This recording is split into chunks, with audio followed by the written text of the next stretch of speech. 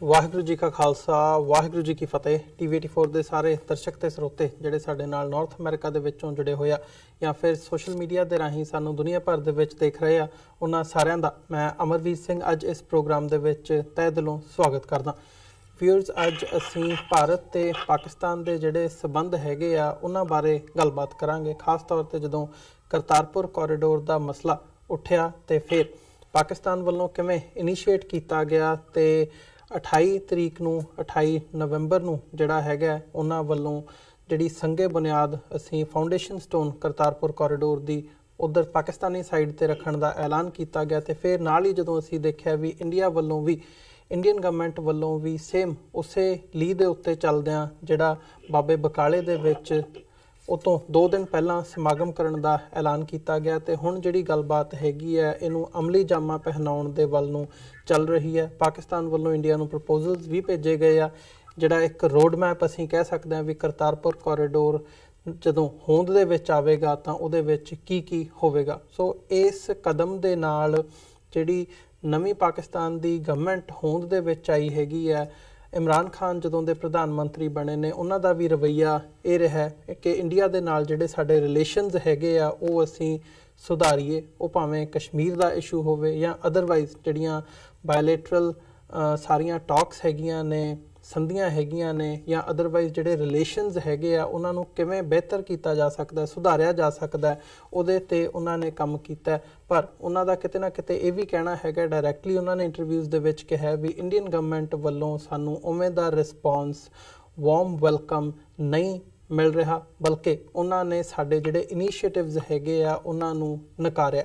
ਸੋ overall ਜਿੱਥੇ Kartarpur corridor ਤੇ ਅਸੀਂ ਅੱਜ ਗੱਲ ਕਰਾਂਗੇ ਦੇ ਇੰਪੈਕਟ ਕੀ ਹੋ ਸਕਦੇ ਆ ਤੇ ਜਿੱਦਾਂ ਦੀ ਸਥਿਤੀ ਇਸ ਵਕਤ ਬਣੀ ਹੋਈ ਹੈ, ਆਉਣ ਵਾਲੇ ਸਮੇਂ ਦੇ ਵਿੱਚ ਇਹ ਸਥਿਤੀ ਕਿੱਧਰ ਨੂੰ ਟਰਨ ਲੈ ਸਕਦੀ ਹੈ, ਇੰਡੀਆ ਤੇ ਪਾਕਿਸਤਾਨ ਦੇ ਜਿਹੜੇ ਰਿਲੇਸ਼ਨਸ ਹੈਗੇ ਨੇ ਉਹ ਕਿਸ ਡਾਇਰੈਕਸ਼ਨ ਦੇ ਵੱਲ ਨੂੰ ਵੱਧਦੇ ਨਜ਼ਰ ਆਉਂਦੇ ਨੇ, ਇਸ ਬਾਰੇ ਗੱਲਬਾਤ ਕਰਨ ਦੇ ਲਈ ਅੱਜ ਸਾਡੇ ਨਾਲ UK ਤੋਂ ਹਿਸਟੋਰੀਅਨ ਤੇ ਐਨਾਲਿਸਟ ਡਾਕਟਰ ਇਕਤਦਾਰ ਕਰਾਮਤ ਚੀਮਾ ਸਾਡੇ ਨਾਲ ਫੋਨ ਲਾਈਨ ਤੇ ਬਣੇ ਹੋਏ ਨੇ। ਆਓ ਉਹਨਾਂ ਨਾਲ ਮਿਲ ਕੇ ਅੱਜ ਦੀ ਵਿਚਾਰ ਚਰਚਾ ਦੀ ਸ਼ੁਰੂਆਤ ਕਰਦੇ ਹਾਂ। ਹਾਂਜੀ ਡਾਕਟਰ ਚੀਮਾ, ਤੁਹਾਡਾ ਸਵਾਗਤ ਹੈ। ਵਾਹਿਗੁਰੂ ਜੀ ਕਾ ਖਾਲਸਾ ਵਾਹਿਗੁਰੂ ਜੀ ਕੀ ਫਤਿਹ ਜੀ। ਵੀਰ ਤੁਹਾਨੂੰ ਤੇ ਸੁਣਨ ਵਾਲੇ ਸਾਰੇ ਸਰੋਤਿਆਂ ਨੂੰ ਵਾਹਿਗੁਰੂ ਜੀ ਕਾ ਖਾਲਸਾ ਵਾਹਿਗੁਰੂ ਜੀ ਕੀ ਫਤਿਹ। ਡਾਕਟਰ ਸਾਹਿਬ, ਸ਼ੁਰੂਆਤ ਕਰਦੇ ਹਾਂ ਇਸ ਸਾਰੇ ਕਰਤਾਰਪੁਰ ਕੋਰੀਡੋਰ ਦੇ ਇਸ਼ੂ ਦੇ ਉੱਤੋਂ, ਕਿਉਂਕਿ ਉਦੋਂ ਤੋਂ ਲੈ ਕੇ ਸਾਡੀ ਤੁਹਾਡੇ ਨਾਲ ਗੱਲਬਾਤ ਨਹੀਂ ਹੋ ਸਕੀ। ਸੋ ਤੁਹਾਡਾ ਪਰਸਪੈਕਟਿਵ ਇੱਕ ਪਾਕਿਸਤਾਨੀ ਹੋਣ ਦੇ ਨਾਤੇ ਵੀ ਤੇ ਐਨਾਲਿਸਟ ਹੋਣ ਦੇ ਨਾਤੇ ਕਿਵੇਂ ਦੇਖਦੇ ਹੋ ਕਰਤਾਰਪੁਰ ਕੋਰੀਡੋਰ ਨੂੰ?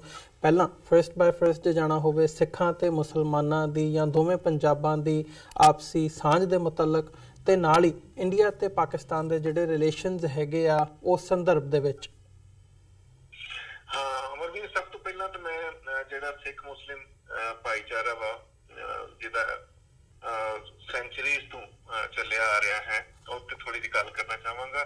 ਇਹ ਬਹੁਤ ਹੀ ਸਰਾਹਨਾਯੋਗ ਕਦਮ ਹੈ ਪਾਕਿਸਤਾਨੀ ਸਰਕਾਰ ਦਾ, ਕਿਉਂਕਿ ਪਾਕਿਸਤਾਨ ਨੇ ਇਹ ਸ਼ਹਿਰ ਨੂੰ ਅਗਰ ਮਹਿਸੂਸ ਕੀਤਾ ਹੈ ਕਿ ਪੰਜਾਬ ਦੀ ਧਰਤੀ ਦੇ ਗੁਰੂ ਸਾਹਿਬ ਦਾ ਜਨਮ ਹੈ 550ਵਾਂ ਵਰ੍ਹੇ ਦੇ ਵਿੱਚ ਗੁਰੂ ਸਾਹਿਬ ਦੇ ਪ੍ਰਕਾਸ਼ ਪੁਰਬ ਨੂੰ 550 ਸਾਲ ਹੋ ਚੁੱਕੇ ਆ ਜੀ। ਉਸ ਸਮੇਂ ਗੁਰੂ ਸਾਹਿਬ ਦੇ ਸਥਾਨ ਨੂੰ ਖੋਲਣਾ ਇੱਕ ਵਾਰੀ ਫਿਰ ਰਿਵਾਈਵਲ ਹੈ ਸਿੱਖ ਮੁਸਲਿਮ ਰਿਲੇਸ਼ਨਸ਼ਿਪ ਦਾ। ਤਾਂ ਮੈਂ ਇਹ ਕਹਿੰਦਾ ਹੁੰਦਾ ਵੀ ਬਾਬੇ ਨਾਨਕ ਨੂੰ ਸਿੱਖ ਗੁਰੂ ਨਾਨਕ ਕਹਿੰਦੇ ਨੇ ਤੇ ਮੁਸਲਮਾਨ ਬੜੇ ਮਾਣ ਨਾਲ ਬਾਬਾ ਨਾਨਕ ਕਹਿੰਦੇ ਆ। ਅੱਜ ਦੇ ਸਮੇਂ ਜੀ ਸਿੱਖਾਂ ਨੇ ਸਮਝਿਆ ਵੀ ਬਾਬਾ ਨਾਨਕ ਸਿਰਫ ਸਿੱਖਾਂ ਦੇ ਨੇ।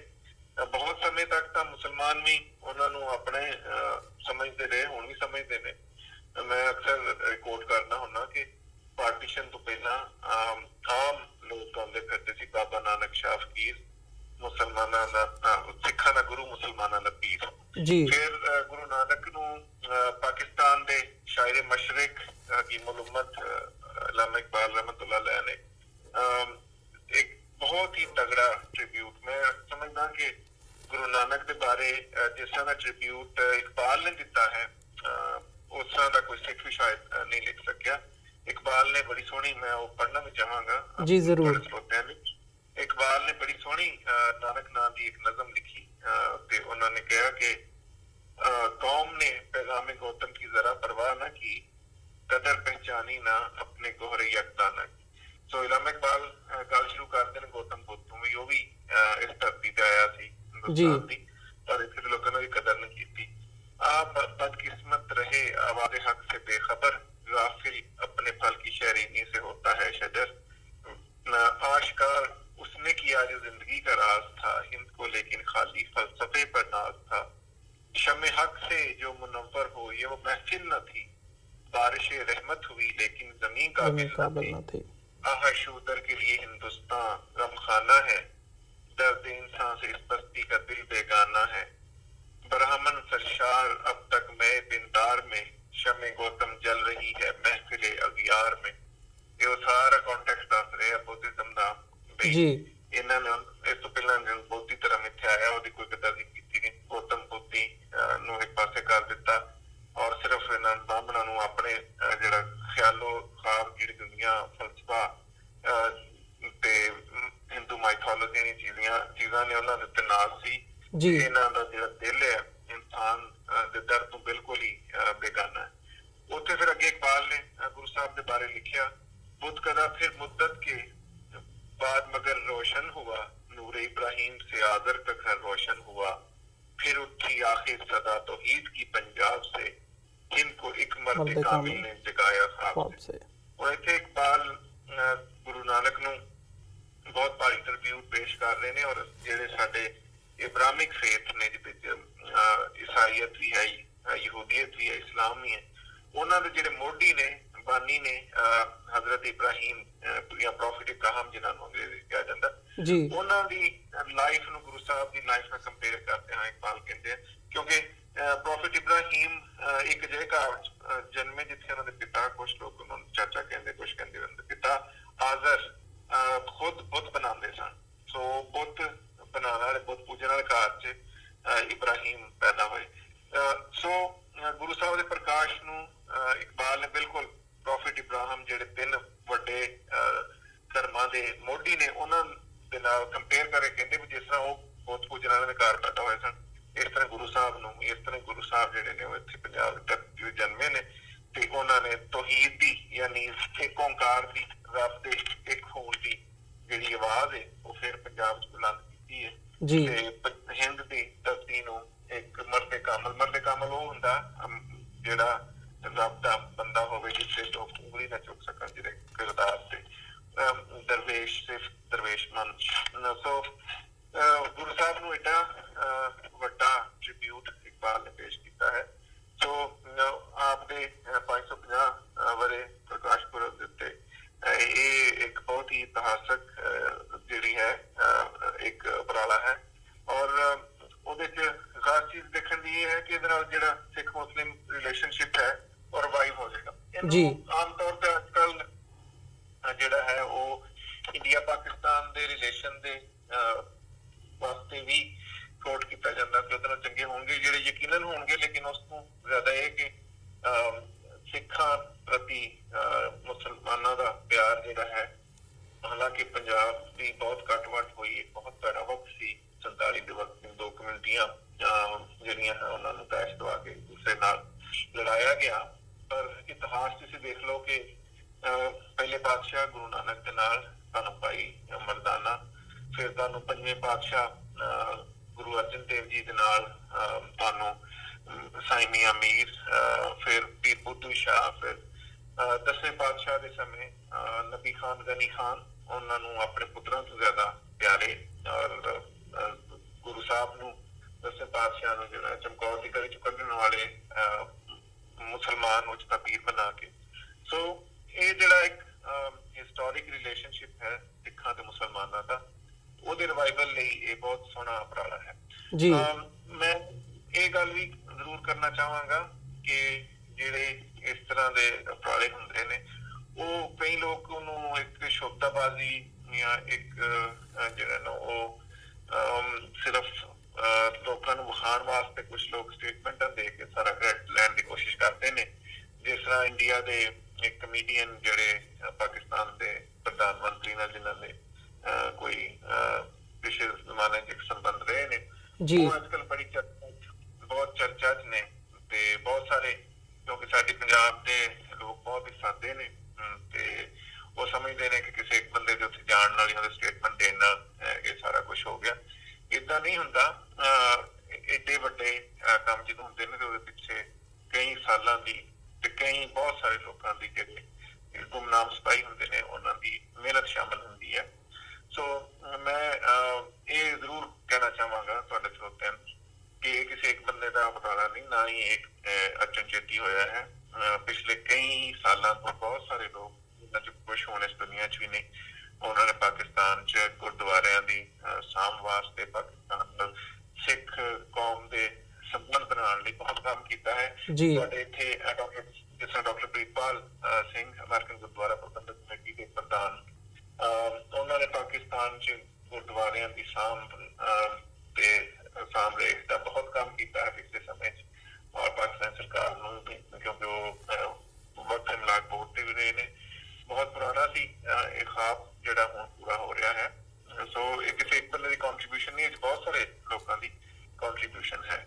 ਔਰ ਇਹਨੂੰ ਜਿਹੜਾ ਹੈ ਇੱਕ ਪੋਲੀਟੀਕਲ ਸਟੰਟ ਨਹੀਂ ਬਣਾਉਣਾ ਚਾਹੀਦਾ। ਮੈਨੂੰ ਜਿਹੜਾ ਜ਼ਿਆਦਾ ਦੁੱਖ ਹੋਇਆ ਇਸ ਪੂਰੇ ਉਪਰਾਲੇ 'ਚ, ਕੁਛ ਲੋਕਾਂ ਦੀਆਂ ਸਟੇਟਮੈਂਟਾਂ ਜਿਹੜੀਆਂ ਬਹੁਤ ਹੀ ਹਲਕੀਆਂ ਔਰ ਛੋਟੀਆਂ, ਜਿਹਦੇ 'ਚ ਪਾਕਿਸਤਾਨੀ ਫੋਰਨ ਮਿਨਿਸਟਰ ਦੀ ਸਟੇਟਮੈਂਟ ਵੀ ਆਈ ਸੀ, ਜਿਹੜੀ ਇੱਕ ਮਹੱਤਵਪੂਰਨ ਜੀ ਗੱਲ ਉਹਨਾਂ ਬਣਾਉਣ ਦੀ ਕੋਸ਼ਿਸ਼ ਕੀਤੀ। ਇਸੇ ਤਰ੍ਹਾਂ ਜਿਹੜੇ ਇੱਕ ਕੁਛ ਲੋਕ ਤਾਂ ਉਹਨਾਂ ਦੇ ਪਤਾ ਨਹੀਂ ਸਿੱਖ ਹੋਣ ਤੇ ਵੀ ਗੱਲ ਕਰਦੇ ਆ, ਇੱਕ ਕਾਮੇਡੀਅਨ ਜਿਹਨਾਂ ਦਾ ਨਾਮ ਨਹੀਂ ਮੈਂ ਲੈ ਰਿਹਾ, ਉਹਨਾਂ ਦੀਆਂ ਵੀ ਕਈ ਸਟੇਟਮੈਂਟਾਂ। ਸੋ ਇਹ ਕੋਈ ਪੁਆਇੰਟ ਸਕੋਰਿੰਗ ਗੇਮ ਨਹੀਂ ਹੋਣੀ ਚਾਹੀਦੀ। It's a more serious initiative which is a fruit of years and years of efforts by so many people। ਜੀ ਬਿਲਕੁਲ, ਇਹਨੂੰ ਪੁਆਇੰਟ ਸਕੋਰਿੰਗ ਦੇ ਤੌਰ ਤੇ ਨਹੀਂ ਵਰਤਣਾ ਚਾਹੀਦਾ ਦੋਵਾਂ ਦੇਸ਼ਾਂ ਨੂੰ, ਕਿਉਂਕਿ ਇਹਦੇ ਨਾਲ ਫਿਰ ਸਿੱਖ ਕੌਮ ਦੇ ਜਿਹੜਾ ਜਜ਼ਬਾ ਹੈ ਉਹ ਲੁੰਦਰਿਆ ਜਾਏਗਾ ਜੇ ਇਹਨੂੰ ਦੋਵਾਂ ਦੇਸ਼ਾਂ ਨੇ ਪੁਆਇੰਟ ਸਕੋਰਿੰਗ ਦਾ ਇੱਕ ਵਿਸ਼ਾ ਬਣਾ ਲਿਆ ਕਿ ਦੇਖੋ ਜੀ ਅਸੀਂ ਇਹ ਕਰ ਦਿੱਤਾ, ਦੂਸਰਾ ਕੋਈ ਨਹੀਂ ਅਸੀਂ ਇਹ ਕਰ ਦਿੱਤਾ।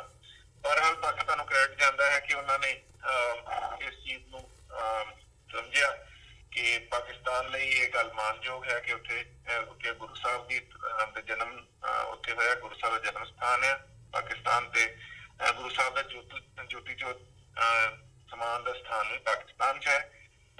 ਸੋ ਪਾਕਿਸਤਾਨ ਇਨੀਸ਼ੀਏਟਿਵ ਲਿਆ, ਇੰਡੀਅਨ ਸਰਕਾਰ ਨੇ ਇਹ ਬੜੀ ਜਿਹੜੀ ਹੈ ਉਹ ਜਿਹੜੀ ਹੈ ਛੋਟੀ ਹਰਕਤ ਕੀਤੀ ਕਿ ਇਨੀਸ਼ੀਏਟਿਵ ਪਾਕਿਸਤਾਨ ਦਾ, ਲੇਕਿਨ ਉਹਨਾਂ ਨੇ ਫਟਾਫਟ ਦੂਸਰੇ ਪਾਸੇ ਉਹਦਾ ਨੀਂਹ ਪੱਥਰ ਰੱਖਿਆ।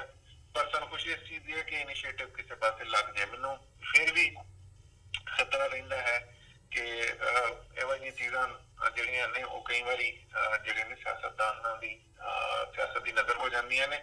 ਜਿਸ ਤਰ੍ਹਾਂ ਪੰਜਵੇਂ ਪਾਤਸ਼ਾਹ ਦੇ ਸ਼ਹੀਦੀ ਦੇ 500 ਵਰ੍ਹੇ ਪੂਰੇ ਹੋਣ ਤੇ ਅਸੀਂ ਬਹੁਤ ਵੱਡਾ ਸਮਾਗਮ ਜਿਹਦੇ 'ਚ ਡਾਕਟਰ ਪ੍ਰੀਤਪਾਲ ਔਰ ਅਮਰੀਕਨ ਸੰਗਤ ਨੇ ਵੀ ਬਹੁਤ ਭਰਪੂਰ ਹਿੱਸਾ ਲਿਆ ਸੀ। ਉਸ ਸਮੇਂ ਸ਼ੌਕਤ ਅਜ਼ੀਜ਼ ਪ੍ਰਾਈਮ ਮਿਨਿਸਟਰ ਸਨ ਤੇ ਉਹਦੇ ਵਿੱਚ Guru Nanak university prime minister ਨੇ ਅਨਾਊਂਸ ਕੀਤੀ ਸੀ ਜੀ। ਉਸ ਅਨਾਊਂਸਮੈਂਟ ਨੂੰ 13-14 ਸਾਲ ਹੋ ਗਏ ਨੇ, ਪਰ ਅੱਜ ਤੱਕ ਯੂਨੀਵਰਸਿਟੀ ਹੋਂਦ 'ਚ ਨਹੀਂ ਆ ਸਕੀ। ਸੋ ਮੈਨੂੰ ਆਸ ਹੈ ਕਿ ਪਾਕਿਸਤਾਨੀ ਸਰਕਾਰ ਔਰ ਭਾਰਤੀ ਸਰਕਾਰ ਦੋਵੇਂ ਜਿਹੜੀਆਂ ਨੇ ਇਸ ਪ੍ਰੋਜੈਕਟ ਦੇ ਵਿੱਚ ਸੀਰੀਅਸ ਹੋਣਗੀਆਂ ਔਰ ਇਹਨੂੰ ਛੇਤੀ ਜਿਹੜਾ ਹੈ ਕਿਸੇ ਪਾਸੇ ਸਾਨੂੰ ਇਹਦੀ ਪ੍ਰੈਕਟੀਕਲ ਸ਼ੇਪ ਨਜ਼ਰ ਆਏਗੀ। ਕਿਉਂਕਿ ਦੇਖੋ ਸਿੱਖ ਕੌਮ ਦਾ ਮੈਂ ਦੇਖਿਆ ਸਿੱਖ ਕੌਮ ਬਹੁਤ ਉਤਸ਼ਾਹ ਹੈ ਔਰ ਹੋਣਾ ਵੀ ਚਾਹੀਦਾ।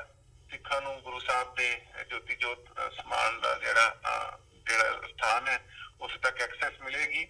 ਪਰ ਗੁਲਾਮ ਕੌਮਾਂ ਦੀ ਹਾਲਤ ਇਸ ਤਰ੍ਹਾਂ ਦੀ ਹੁੰਦੀ ਹੈ ਕਿ ਉਹਨਾਂ ਦੀ ਕਿਸਮਤ ਹੋਰ ਲੋਕਾਂ, ਹੋਰ ਕੌਮਾਂ, ਹੋਰ ਦੇਸ਼ਾਂ ਦੇ ਹੱਥ 'ਚ ਹੁੰਦੀ ਹੈ ਔਰ ਹੁਣ ਸਿੱਖ ਕੌਮ ਦੀ ਨਜ਼ਰ ਲੱਗੀ ਹੈ ਕਿ ਕਿਸ ਵੇਲੇ ਇਹ ਕਾਰਜ ਪੂਰਾ ਹੋਵੇ ਤੇ ਉਹਦੇ ਵਿੱਚ ਦੋਵੇਂ ਸਰਕਾਰਾਂ ਜਿਹੜੀਆਂ ਨੇ ਉਹਨਾਂ ਨੂੰ ਸੀਰੀਅਸਲੀ ਇਹਨੂੰ ਅੱਗੇ ਵਧਾਉਣਾ ਚਾਹੀਦਾ, ਰਾਸੀ ਕਰਨੀ ਚਾਹੀਦੀ ਹੈ।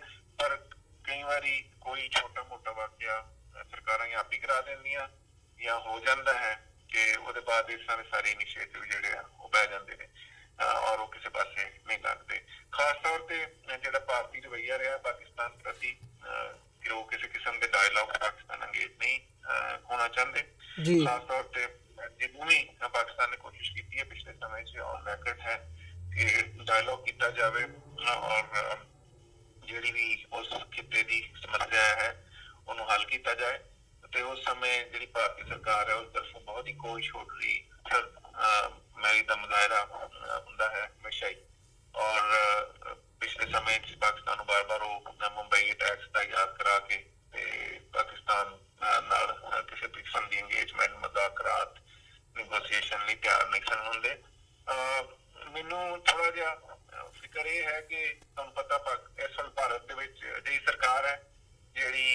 ਨਫ਼ਰਤ ਦੇ ਨਾਂ ਤੇ ਵੋਟ ਲੈਂਦੀ।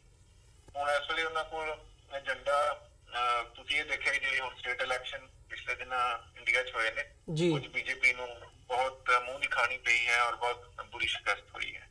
ਬੀਜੇਪੀ ਦੀ ਸਿਆਸਤ ਜਾਂ ਤਾਂ ਪਾਕਿਸਤਾਨ ਪ੍ਰਤੀ ਨਫ਼ਰਤ ਤੇ ਚੱਲਦੀ ਹੈ ਜਾਂ ਮਾਈਨੋਰਟੀਜ਼ ਦਾ ਘਾਣ ਕਰਕੇ ਚੱਲਦੀ ਹੈ।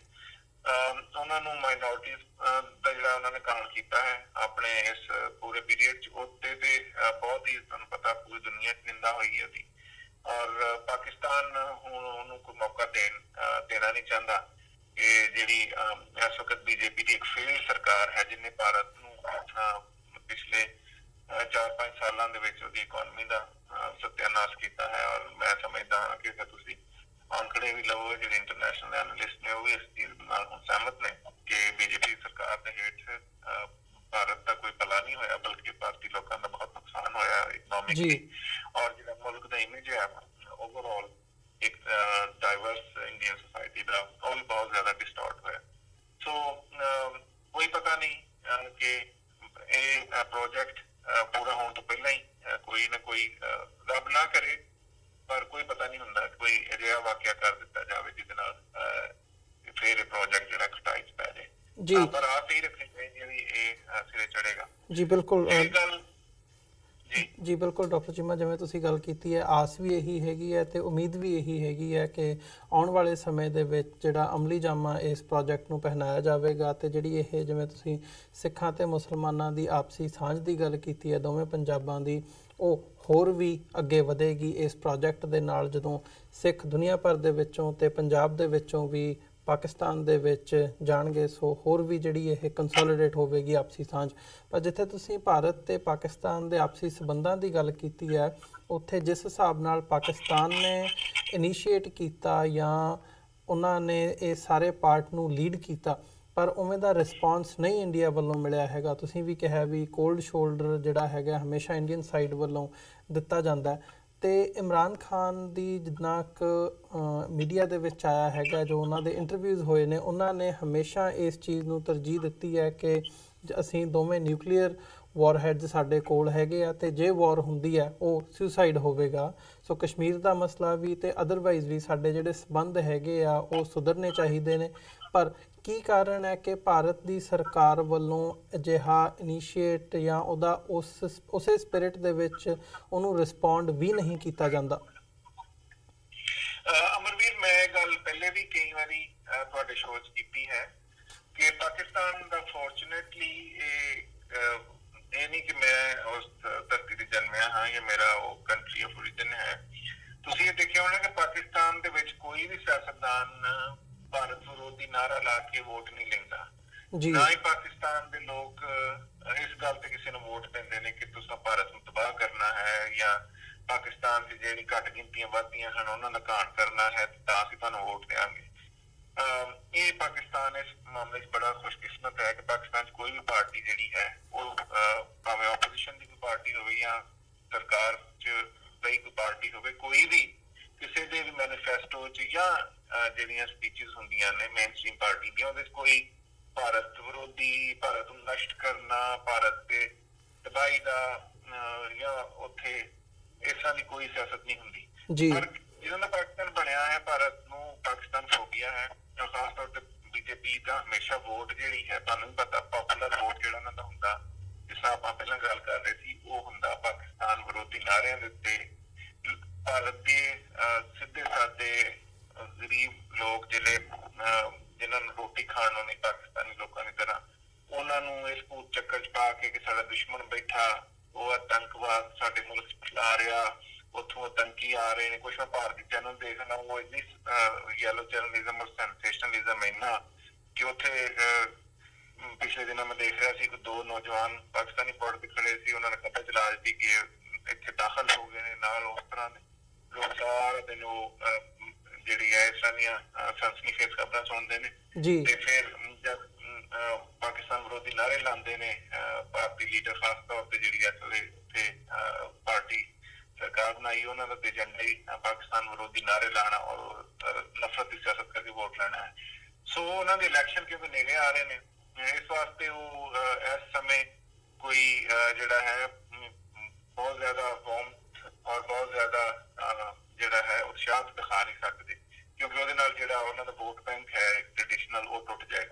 ਜੀ ਇਸ ਵਾਸਤੇ ਸ਼ਾਇਦ ਉਹ ਬਹੁਤ ਜ਼ਿਆਦਾ ਕੋਈ ਇਹਦੇ ਵਿੱਚ ਵਾਰਮਥ ਨਹੀਂ ਦਿਖਾ ਰਹੇ। ਉਹ ਜਿਹੜੀ ਉਹਨਾਂ ਦੀ ਪਾਲਿਸੀ ਚੱਲਦੀ ਆਈ ਵੀ ਅਸੀਂ ਪਾਕਿਸਤਾਨ ਨਾਲ ਗੱਲ ਨਹੀਂ ਕਰਨੀ, ਉਹ ਜਿਹੜੀ ਪਤਾ ਨਹੀਂ ਕਿੰਨੇ ਫੁੱਟ ਦੀ ਛਾਤੀ ਸੀ ਭਾਰਤੀ ਵਜ਼ੀਰ ਆਜ਼ਮ ਦੀ, ਉਹ ਛਾਤੀ ਤਾਂ ਹੁਣ ਕੋਈ ਛੋਟੀ ਹੋ ਜਾਣੀ ਚਾਹੀਦੀ, ਖਾਸ ਤੌਰ ਤੇ ਜਿਹੜੀ ਬੀਜੇਪੀ ਨੂੰ ਬਹੁਤ ਬੁਰੀ ਤਰ੍ਹਾਂ ਭਾਰਤੀ ਆਵਾਮ ਨੇ ਰਿਜੈਕਟ ਕੀਤਾ ਹੈ। ਸੋ ਪਾਕਿਸਤਾਨ ਨੇ ਬੜਾ ਸੋਹਣਾ ਪਿਛਲੇ ਦਿਨਾਂ ਫੋਰਨ ਆਫਿਸ ਨੇ ਵੀ ਸਟੇਟਮੈਂਟ ਦਿੱਤੀ ਸੀ ਕਿ ਅਸੀਂ ਭਾਰਤ ਦੀ ਜਿਹੜੀ ਹੁਣ ਦੀ ਸਰਕਾਰ ਹੈ ਉਹਨੂੰ ਕੋਈ ਮੌਕਾ ਨਹੀਂ ਦੇਣਾ ਚਾਹੁੰਦੇ ਕਿ ਉਹ ਕਿਸੇ ਵੀ ਪੱਖ ਨੂੰ ਬਣਾ ਕੇ ਕਿਸੇ ਚੀਜ਼ ਨੂੰ ਪੱਖ ਬਣਾ ਕੇ ਤਾਂ ਪਾਕਿਸਤਾਨ ਵਿਰੋਧੀ ਨਾਅਰੇ ਲਾਵੇ। ਲੇਕਿਨ ਅਨਫੋਰਚੂਨੇਟ ਹੈ, ਜਿਸ ਤਰ੍ਹਾਂ ਪਹਿਲਾਂ ਕਿਹਾ, ਪੁਆਇੰਟ ਸਕੋਰਿੰਗ ਗੇਮ ਨਹੀਂ ਹੋਣਾ ਚਾਹੀਦਾ ਕਿ ਪਾਕਿਸਤਾਨ ਜੈਨੂਅਨਲੀ ਭਾਰਤ ਵੱਲ ਆਪਣਾ ਦੋਸਤੀ ਦਾ ਹੱਥ ਵਧਾ ਰਿਹਾ ਹੈ, ਗੱਲ ਕਰਨ ਨੂੰ ਤਿਆਰ ਹੈ, ਤਾਂ ਉਧਰੋਂ ਵੀ ਇਸ ਤਰ੍ਹਾਂ ਦਾ ਉਪਰਾਲਾ ਹੋਣਾ ਚਾਹੀਦਾ। ਦੁਨੀਆ ਹੁਣ ਬਹੁਤ ਅੱਗੇ ਚਲੀ ਗਈ ਹੈ। ਤੁਸੀਂ ਦੇਖਿਆ ਕਿ ਯੂਰਪ ਦੇ ਮੁਲਕ, ਖਾਸ ਤੌਰ ਤੇ ਜਰਮਨੀ ਜਿਹੜਾ ਪੂਰੇ ਯੂਰਪ ਤੇ ਚੜ੍ਹ ਦੌੜਿਆ, ਜਿੰਨੇ ਲੱਖਾਂ ਹੋਰ ਯੂਰਪੀਅਨ ਜਿਹੜੀ ਆਬਾਦੀ ਸੀ ਉਹਨਾਂ ਲੋਕਾਂ ਦਾ ਕਤਲੇਆਮ ਕੀਤਾ ਹਿਟਲਰ ਦੇ ਹੇਠ। ਅੱਜ ਇਹ ਸਾਰੀਆਂ ਯੂਰਪੀ ਕੌਮਾਂ ਜਿਹੜੀਆਂ ਆਪਸ ਚ ਇੰਨੀਆਂ ਲੜਦੀਆਂ ਰਹੀਆਂ, ਉਹ ਆਪਣੀਆਂ ਹੱਦਾਂ ਦੇ ਵਿੱਚ ਆਪਣੇ ਕੌਮੀ ਜਿਹੜੇ ਉਹਨਾਂ ਦੇ ਮਫਾਦ ਨੇ ਉਹਨਾਂ ਦਾ ਦਿਫਾਅ ਕਰਦਿਆਂ ਹੋਇਆਂ ਬੜੇ ਅਮਨ ਨਾਲ ਇੱਕ ਦੂਸਰੇ ਨਾਲ ਰਹਿ ਰਹੀਆਂ ਹਨ। ਉਹ ਨਾ ਇੱਕ ਦੂਸਰੇ ਨਾਲ ਲੜਦੀਆਂ ਹਨ, ਨਾ ਇੱਕ ਦੂਸਰੇ ਨਾਲ ਜਿਹੜੇ ਹਥਿਆਰ ਵਰਤਦੀਆਂ ਹਨ। ਉਹਨਾਂ ਨੇ ਇੱਕ ਦੂਸਰੇ ਦਾ ਇੰਨਾ ਨੁਕਸਾਨ ਕੀਤਾ ਹੈ ਪਿਛਲੇ ਸਮੇਂ। ਸੋ ਭਾਰਤ ਨੂੰ ਵੀ ਹੁਣ ਪਾਕਿਸਤਾਨ ਨੂੰ ਇੱਕ ਦਿਲ ਨਾਲ ਮੰਨ ਲੈਣਾ ਚਾਹੀਦਾ ਔਰ ਪਾਕਿਸਤਾਨ ਨੂੰ ਕਮਜ਼ੋਰ ਕਰਨ ਦੀ ਬਜਾਏ ਕੋਸ਼ਿਸ਼ ਕਰਨੀ ਚਾਹੀਦੀ ਭਾਰਤ ਨੂੰ ਕਿ ਉਹ ਖੁਸ਼ ਹੋਵੇ ਕਿ ਉਹਦਾ ਹਮਸਾਇਆ ਇੱਕ ਉੱਭਰਦਾ ਹੋਇਆ ਦੇਸ਼ ਹੈ ਔਰ ਉਹਦੇ ਚ ਆਉਣ ਵਾਲੇ ਸਮੇਂ 'ਚ ਇਕਨੋਮਿਕ ਪ੍ਰੋਸਪੈਰਿਟੀ ਵੀ ਹੋਏਗੀ। ਸੋ ਦੁਸ਼ਮਣੀ 'ਚ ਦੋਵਾਂ ਦੇਸ਼ਾਂ ਦਾ ਨੁਕਸਾਨ ਹੈ, ਕਿਉਂਕਿ ਦੋਵਾਂ ਪਾਸੇ ਹੀ ਅਨਪੜ੍ਹਤਾ ਹੈ, ਗੁਰਬਤ ਹੈ, ਨਸ਼ੇ ਹਨ, ਲੋਕਾਂ ਕੋਲ ਖਾਣ ਪੀਣ ਦੀਆਂ ਬੁਨਿਆਦੀ ਸਹੂਲਤਾਂ ਨਹੀਂ ਹਨ। ਸੋ ਦੋਵਾਂ ਦੇਸ਼ਾਂ ਨੂੰ ਜਿਹੜੇ ਵੀ ਉਹਨਾਂ ਦੇ ਡਿਸਪਿਊਟ ਨੇ ਉਹ ਮੁਕਾ ਕੇ ਅਮਨ ਦੇ ਨਾਲ ਰਹਿਣਾ ਚਾਹੀਦਾ ਔਰ ਇੱਕ ਦੂਸਰੇ ਦੀ ਟੈਰੀਟੋਰੀਅਲ ਬਾਉਂਡਰੀ ਦੀ ਜਿਹੜੀ ਹੈ ਉਹ ਜਿਹੜੀ ਇੰਟੈਗ੍ਰਿਟੀ ਹੈ ਉਹਨੂੰ ਸਾਹਮਣੇ ਰੱਖਦੇ ਹੋਇਆ ਆਪਣੇ ਟੈਰੀਟੋਰੀਅਲ ਡਿਸਪਿਊਟਸ ਜਿਹੜੇ ਆ ਮੁਕਾਣੇ ਚਾਹੀਦੇ ਨੇ। ਜੀ ਬਿਲਕੁਲ। ਗੱਲ ਇਹ ਹੈ ਕਿ ਉਸ ਰੀਜਨ ਦੀ ਪੂਰੀ ਪੋਲਿਟਿਕਸ ਜਿਹੜੀ ਪਾਕਿਸਤਾਨ ਚ ਸੀਪੈਕ ਬਣ ਰਹੀ ਹੈ, ਇਕਨੋਮਿਕ ਕੋਰੀਡੋਰ, ਉਹਦੀ ਵਜ੍ਹਾ ਤੋਂ ਬਦਲ ਰਹੀ ਹੈ।